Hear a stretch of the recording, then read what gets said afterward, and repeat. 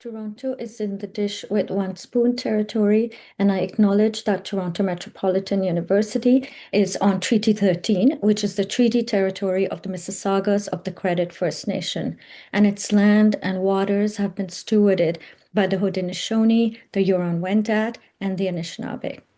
Other Indigenous peoples and newcomers, along with myself, have been welcomed to this land and now call it home, where we not only live, study, work, but also trade. I reflect with both gratitude for being welcomed here and the many, many Indigenous knowledge keepers who have offered me deep learning opportunities.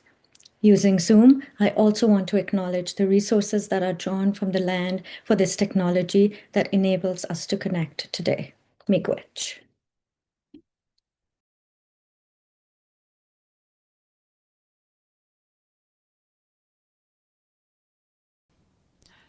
Abby Carpenter is Mohawk Bear Clan from Six Nations of the Grand River Territory. She began dancing as a child with the support and guidance of her grandmother, carrying those teachings with her throughout her life.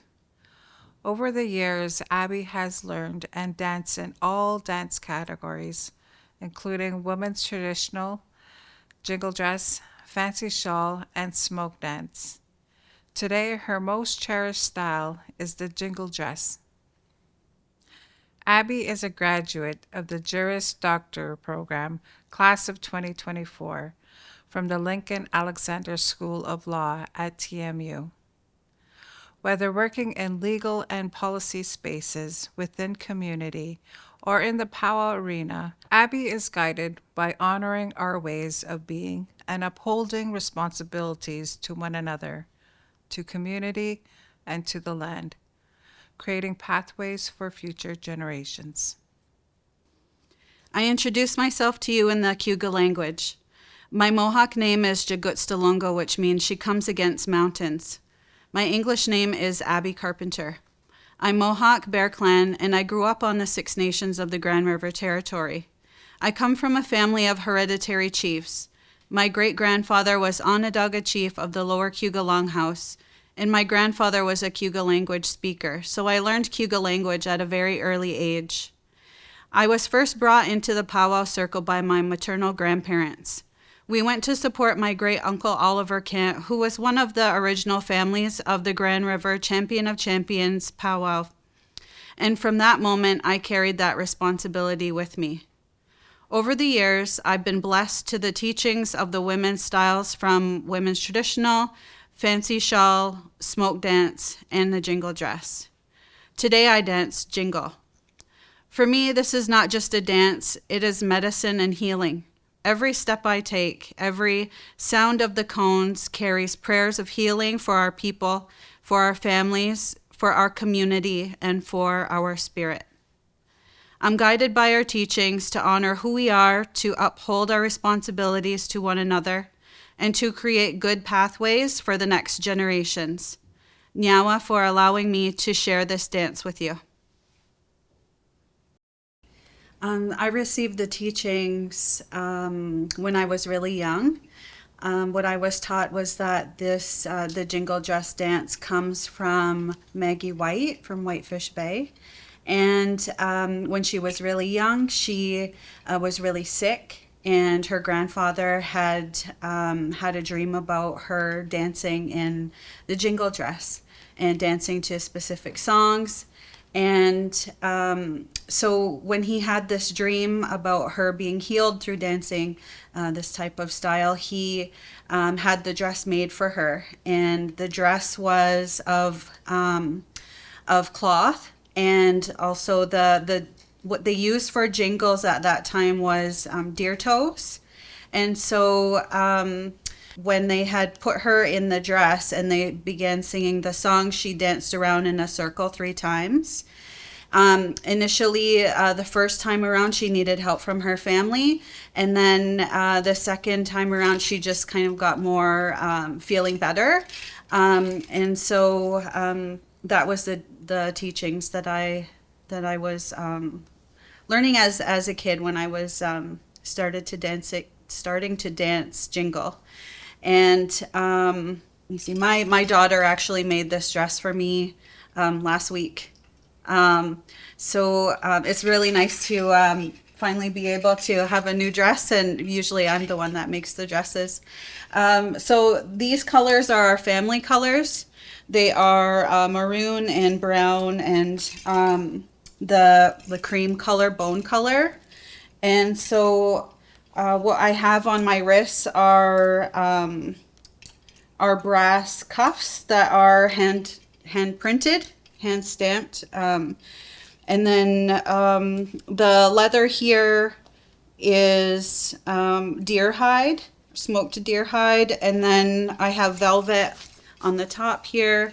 The symbols are symbols that are connected to my daughter and us as a family. And so she just put these symbols together for us.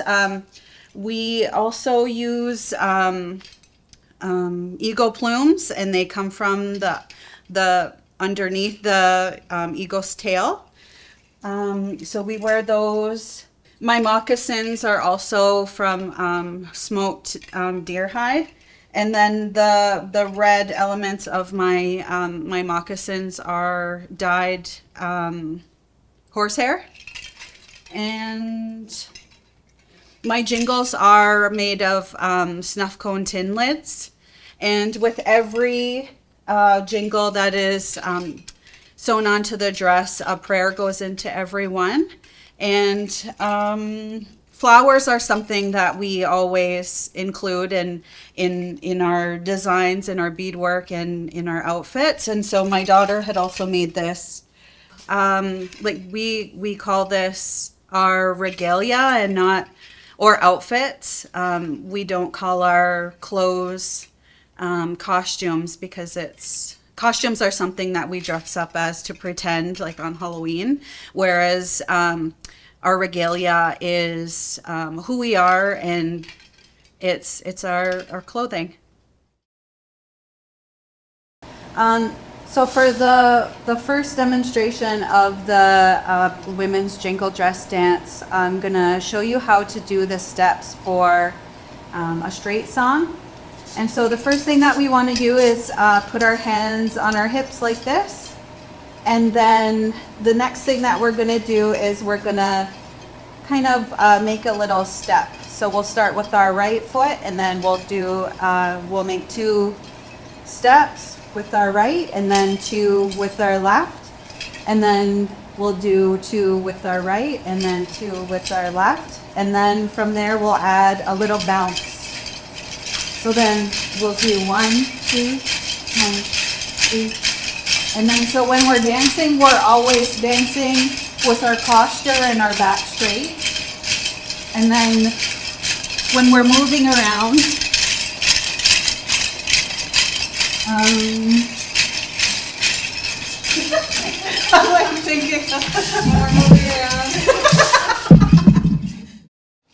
So the second dance that I'm going to demonstrate for you is called the women's side step. And so the way that we would be dancing is we would be putting our left foot to the side, dancing clockwise. So we would just go like this. We could have our hands on our hips, or we could have our hands out and do the movements that way. So it kind of goes like this. And it's just one, like kind of a, if you want to count your footing, it's like 1, 2.